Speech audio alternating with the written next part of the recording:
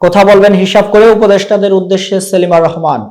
বিএনপির স্থায়ী কমিটির সদস্য সেলিমা রহমান বলেছেন, সরকার থেকে দল করবেন সেটা হবে না, কথা বলবেন হিসাব করে।